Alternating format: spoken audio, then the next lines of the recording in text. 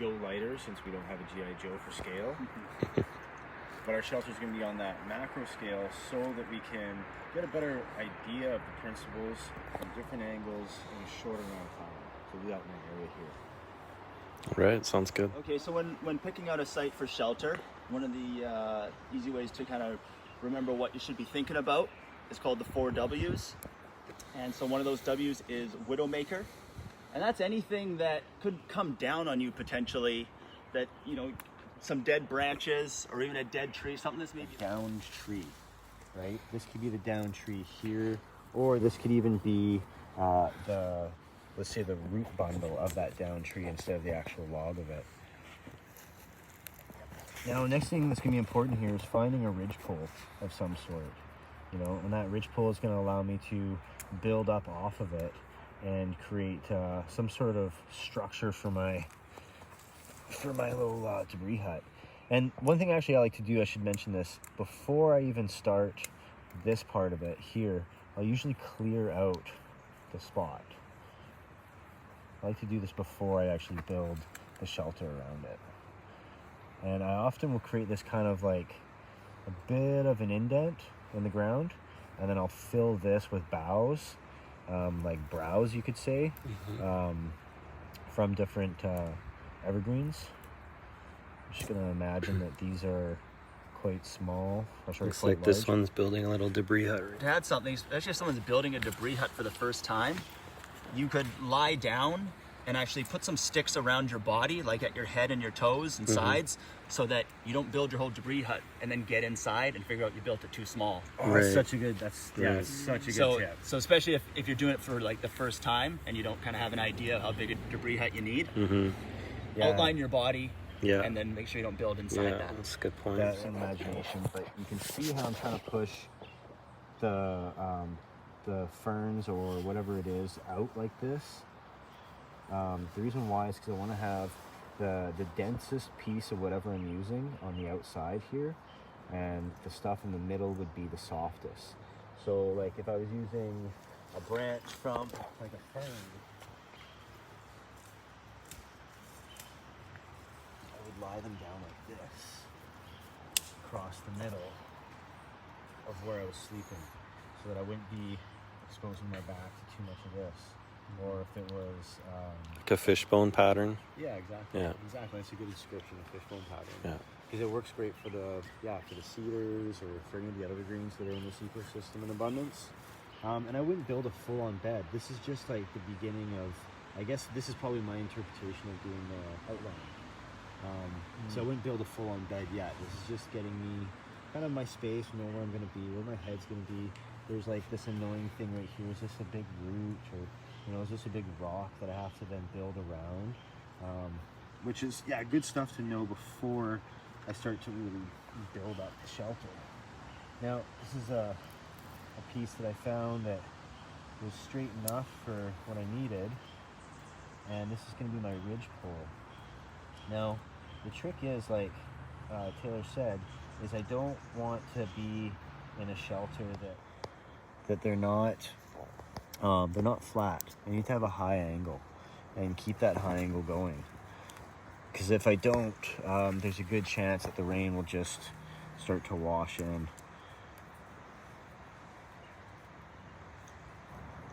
Yeah, and sometimes if these sticks are sticking up too high, higher than what your debris would be, poking out from your debris once you put that on, those can kind of get some rainwater and travel down those sticks. So they don't need to be much farther than your ridge pole.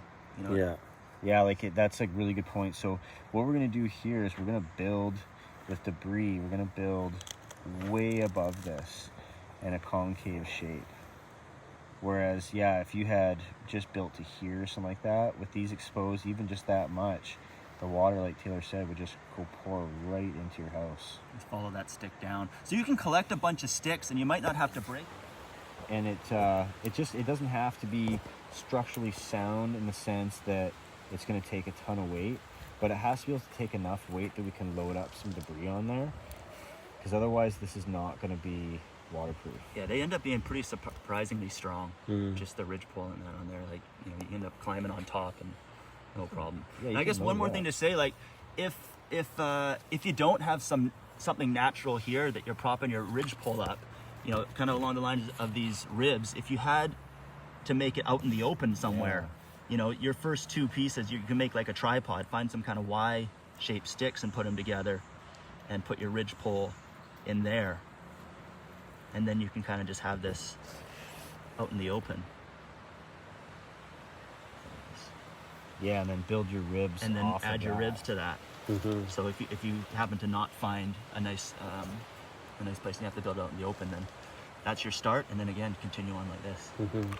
And you know, and with these Y sticks too, you know, there's another benefit is like this one you can really just put wherever you need to.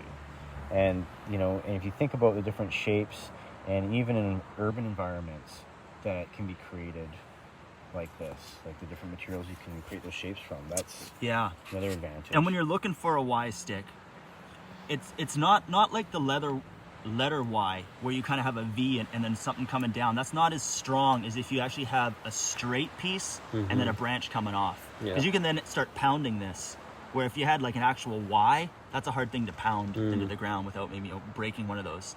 So it's not really like the letter Y. It's more like a nice straight stick with a branch coming off. That's that you a really can good use. point.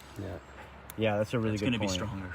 Yeah, because I've made that mistake before, where I was setting up a galley pole, and I'd gotten like a Y stick, and it was hitting it, and I could see that it wanted to crack right here.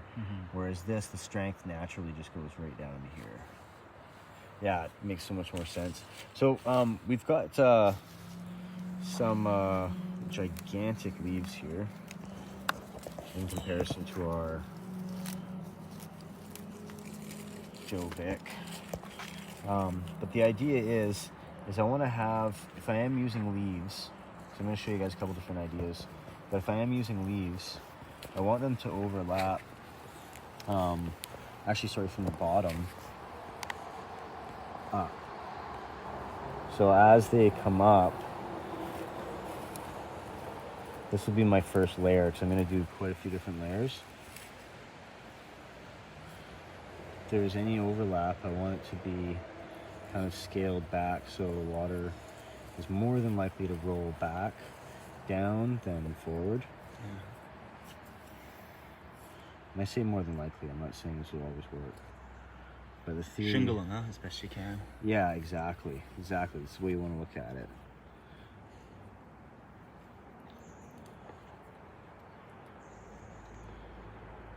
Again, use some imagination. Think of like the different elements and the environments that you're in that you could do this with. This isn't always going to be the perfect materials that you see in the book for whatever reason. It could be a number of different places a number of different things that you are that are completely different than what's in the book. Yeah, because in this part of the world, when we're going to use some of the stuff that I'm just pulling off the ground here. Now we're going to leave this open on this side because we're going to build more of a bed, and I just want to be able to show what's here opposed to we close it right up completely. But otherwise, normally we would have, before we put these leaves on, have built another set of ribs on this other side coming down to leave just a small opening here for me to get into. So I really want to reduce the amount of heat it takes for my body to keep this space warm, because every single calorie I burn, I might not be able to replace depending on where I am. I have to consider that. You know, you want it to be so dense that when you get inside of it, it has a feeling of quietness to it.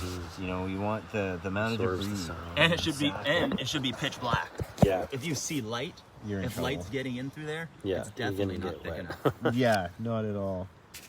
Yeah, and so we're again leaving this other side open so we can kind of build up our bed more in there. So I'm just gonna peel this away so we can actually see it. Yeah, and this is more and more debris. And you know, this seems like an aggressive pile, but again, this isn't even like I'd probably even put even more, especially if I was there for a few nights without fire. Another trick, like I was saying, is we can bring stuff like this, big chunks of bark, and I can build up Yeah. And even more branches to kind of keep everything on there, because Yeah. if it's windy and your maple leaves start blowing away or something, you know. Totally. Yeah. So That's a really good point. Is like how when I'm building this, we mentioned earlier, we want our ridgepole to be very strong, right? And this is another reason why, is because these poles that are holding it down, or possibly rocks or even big chunks of bark, we don't want this to collapse in the middle of the night and suffocate us. You know, so like if we are using anything that's like, we basically can't use anything weak in the construction for this, unless it's maybe something on the far outside. But even these ribs need to be relatively strong. Yeah. And so you can see Joe here, the space is pretty small in here, right? It's pretty tiny. And I would push this down. We put in more and more of our browse, right? More and more of this browse. Push it all down, push it down, and then have a door here that he can sneak into, back into, and pull in a bunch of moss, and then throw down a big layer of moss on top of the browse. I would try as much as I can to find dry moss. Again, like Taylor said, even stuff that's just fresh can end up making you feel damp and cold in the night. Yeah. Which is just going to draw not just more calories because you don't get to sleep, so you don't heal, but it's also going to draw calories because you lack of heat. And that's a regulate. Yeah. And one more thing you can add to this shelter, and it's kind of too small to show at the scale, but when you're lying in there and you got a big triangle inside you, if your triangle's a little too big, you have kind of some wasted space up there. You can start poking some horizontal sticks when you're done right through, and then stuff that upper triangle full of stuff. Insulate, And then yeah, you're for taking sure. away some airspace Double walled that's just kind of shelters, yeah. Because you're gonna ideally just kind of sleep in there, somewhat comfy, but you don't want that much space. For sure. You'd rather survive the night than be comfortable. Yeah.